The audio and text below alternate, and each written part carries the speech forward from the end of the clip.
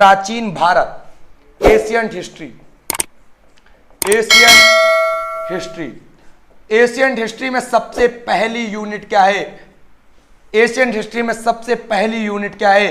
तो याद रखिएगा, इतिहास जानने के स्रोत।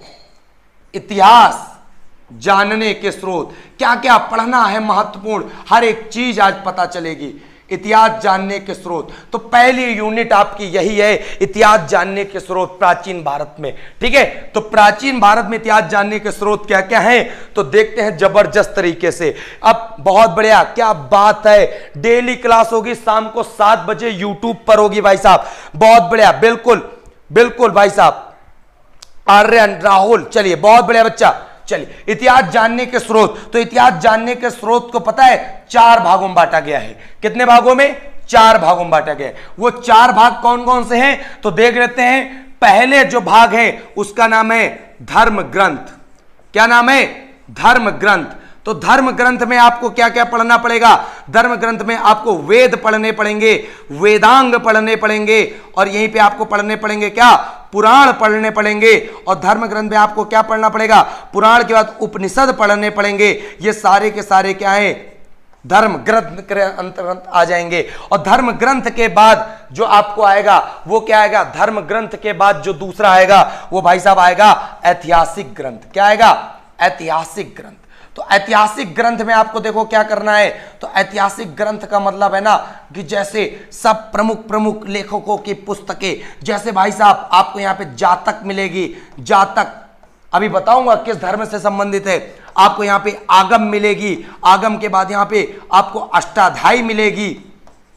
अष्टाध्यायी के साथ साथ आपको यहां पर क्या मिलने वाली है? आपको यहां पर रास तरंगिणी मिलने वाली है। मतलब एक एक चीज मिलने वाली है भाई साहब, मजा आ जाएगा आपको। ठीक है, और यहां पे मिलने वाले बहुत सारी चीजें। ऐतिहासिक ग्रंथ के अलावा जो तीसरा टाइप है स्रोत, वो क्या है? विदेशी यात्रियों का विवरण।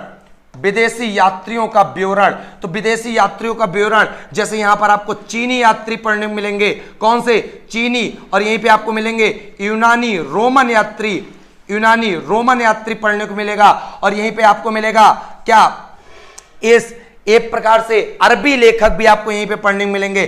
तो आपको मैं बिल्कुल एक कैटेगराइज कर रहा हूं किस प्रकार आपको पढ़ना है भाई साहब, क्या क्या महत्वपूर्ण है। फिर जो चौथा मिलेगा, पुरातत्व संबंधी साक्ष्य। पुरातत्व मतलब संबंधी साक्ष्य, मतलब यहां पे अभिलेख पढ़ने को मिलेंगे। अभिलेख का मतलब हो जाएगा क्या? जैसे आपका हाथी गुम्फा अभिलेख पड़ जाएगा, एशिया माइनर का बोगाज कोई पड़ जाएगा, एरण पड़ जाएगा, जूनागढ़ पड़ जाएगा, भीतरी स्तंभ अभिलेख पड़ जाएगा। और याद करवाऊंगा किसका कौन सा है, क्योंकि जूनागढ़ मतलब पता है, जूनागढ़ का एक एक चीज बतवा दूंगा कि गौतमी बलसिरी कैसे आए, नासिक वाला कैसे आया, एरण का कैसे आया, कैसे किसका याद रखना है। गुड इवनिंग बेटा मिस्टर क्लासिकल म्यूजिक, मजा आ रहा? तो आज तो जबरदस्त तरीके से शेयर करोगे भाई साहब।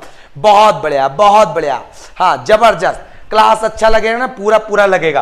तो पुरातत्व संबंधी में सारे अभिलेख पढ़ेंगे और सारे सिक्कों इक्कों के बारे में जानेंगे। तो सबसे पहले शुरू करते हैं क्या? देखो एक एक चीजें मैं कैटेगराइज कर रहा हूं, ओपन कर रहा हूं कि लूसेंट में आपको चलना कैसे है। तो भाई साहब चलना किधर से? अब धर्म ग्रंथ से चलना है। तो धर्म ग्रंथ से चलने के लिए तैयार हो जाओ सभी लोग। सुशील राही, गुड इवनिंग बेटा, बहुत बढ़िया। सूरज, विनय, शिव पूजन, भाई साहब लाइक शेयर में कोई कमी मत करना, मैं तुमको पढ़ाने में कोई कमी नहीं रखूंगा, मैं आपसे वादा कर रहा हूं। चलो बहुत बढ़िया।